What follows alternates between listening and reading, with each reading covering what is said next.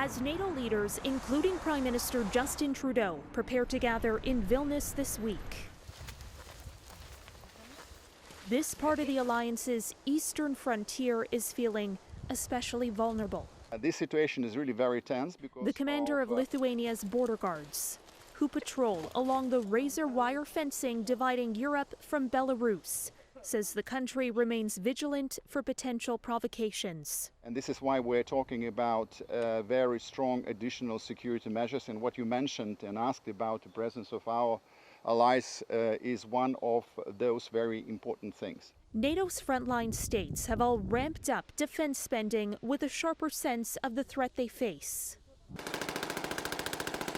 The question of whether allies plan to do the same will be at the center of the summit. Allies will be asked to approve new defense plans, but more money is necessary if the group is to meet the moment.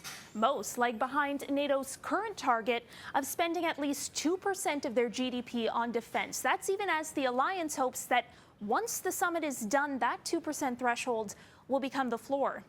Canada spends around 1.3%, and with no public plans to get to the current target, is expected to face increased pressure.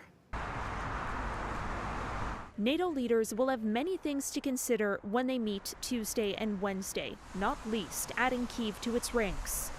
In Vilnius, Ukrainian President Volodymyr Zelensky wants a clear roadmap for when and how his country will join.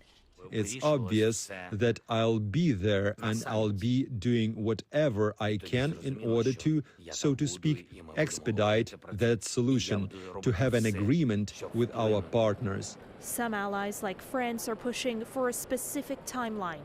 Others, like the US and Germany, are urging more caution on account of the war. Holding NATO together is really critical. I don't think there is unanimity in NATO about whether or not to bring Ukraine into the NATO family now, at this moment, in the middle of a war.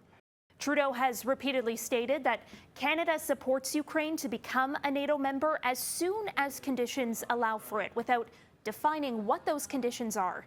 And he has reiterated that this country is focused on immediate support to bolster Ukraine's capacity to defend itself. For City News, I'm Caryn Ceolin.